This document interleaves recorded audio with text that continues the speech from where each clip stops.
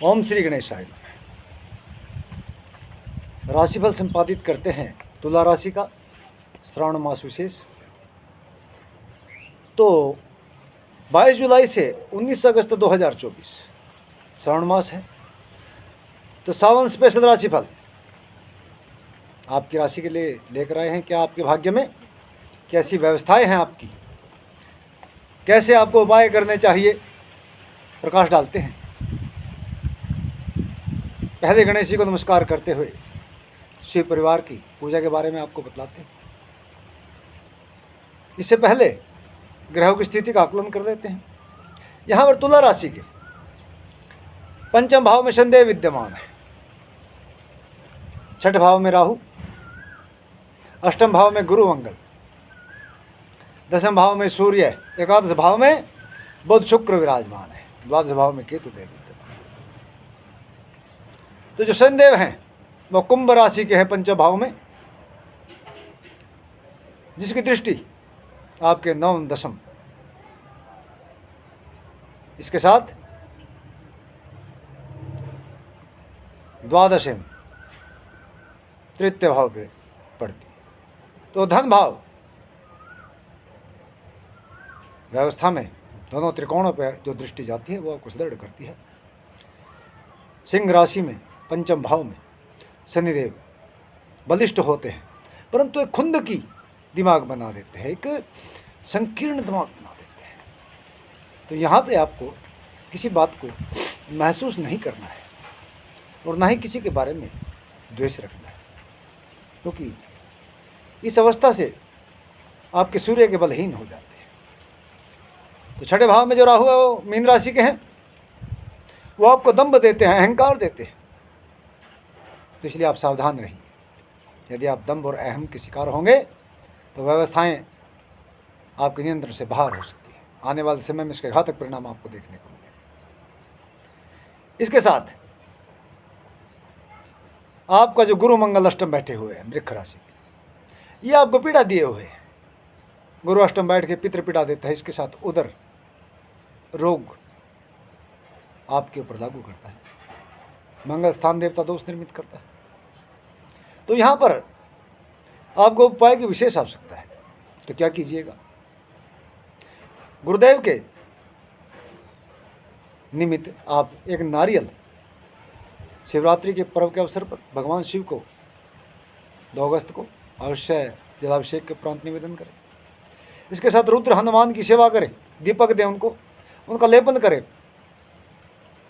बाबा रंग के सिंदूर से और चमेली के तेल के मिश्रण से उनका पांव से लेकर सिर तक लेपन करें। इसके साथ साथ आप केसर नासिका और उदर पर धारण कर सकते हैं। केले को जल दें, पीपल को जल दें, ब्राह्मणों की सेवा करें, सन्यासियों का आशीर्वाद लें, ब्राह्मणों का आशीर्वाद ले, व्यवस्था आपके पश्चिम निर्मित होंगी। इसके साथ सूर्य दशम, यहाँ पर आप एक कीर्ति को सर्वोत्तम बनाए हुए हैं, परंतु कर्क राशि का होने से यहाँ सूर्य के बल मध्यम हो जाते हैं।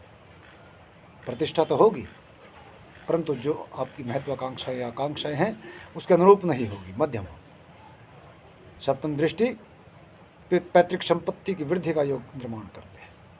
इसके साथ बुध शुक्र जो आपके एकादश भाव मूल त्रिकोण में है, यहाँ पर सिंह राशि के होते हुए बुध शुक्र की जो युति है वो मध्यम फल देती है। यदि एक ग्रह यहाँ पे होता तो आपको उत्तम फल की प्राप्ति होती। फिर भी फल तो आपको मिलेगा। इन व्यवस्थाओं को ध्यान में रखते हुए आप कन्याओं को शुक्रवार के दिवस भोजन कराएं, बुधवार के दिवस भोजन करवाएं, अष्टमी के दिवस भोजन कराएं, तृतीया के दिवस भोजन कराएं। जो भी महामाई की तिथियां हैं और दिवस हैं उनमें आप मास में कम से कम 5 बार भोजन कराएं। तो अवश्य ही ये सूर्य क्षेत्र का जो गायत्री वर्धन व्यवस्थाएं जो बीच में रुकी हुई है वो शीघ्रता से लागू होंगी और बुध शुक्र का योग फलित होकर आपके भाग्यवर्धन में आपकी सहायता करेगा। इसके साथ केतु जो द्वादश भाव में है, द्वादश केतु अच्छा हुआ करता है, ये मोक्ष प्राप्ति का कारक भी हुआ करता है। व्यक्ति को जब भी द्वादश केतु की युति में उत्पन्न होता है, ये तो गोचर में है, तो उस अवस्था में प्रकृति के अधीन होकर अपनी 10 इंद्रियों को नियंत्रण करके व्यवस्थाओं में एक ओंकार की समाविधेष्ट होकर ऐसा अभ्यास करता है कि आत्मा और परमात्मा एक हो जाते हैं। उसमें लीन होने के बाद मोक्ष प्राप्ति का सर्वोत्तम योग निर्मित हुआ करता है। परंतु यहाँ पर गोचर में द्वादश आपको संसाधन वृद्धि हेतु सनातन की शरण में जाने को कहता कि आप धार्मिक कार्य कीजिए।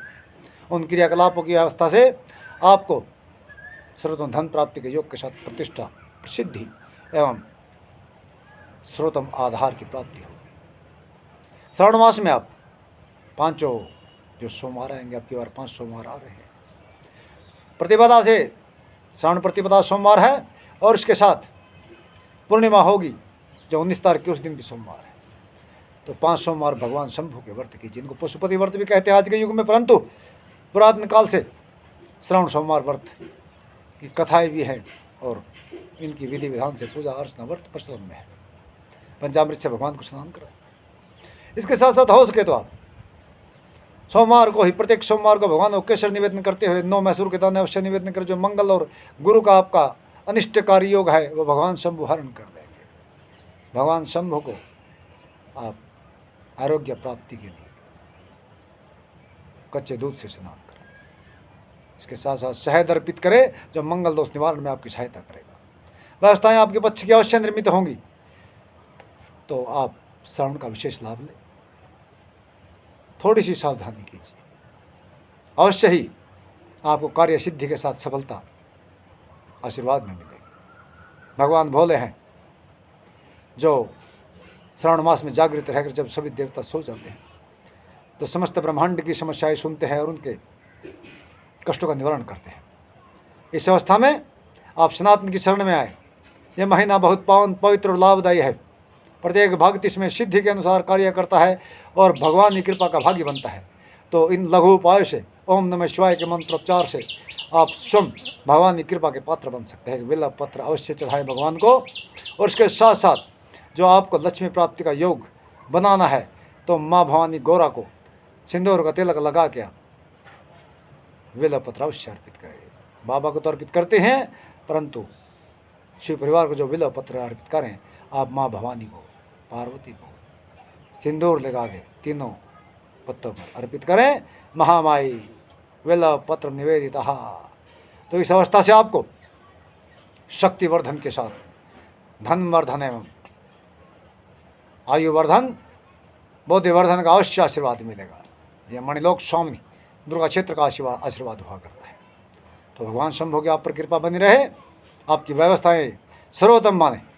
इन उपाय को कीजिए और उन्नति के मार्ग पर चलिए। हर महादेव शंभो, जय भोले। आज की वीडियो को हिम राम देते हैं। श्री शिवाय नमस्तुभ्यं।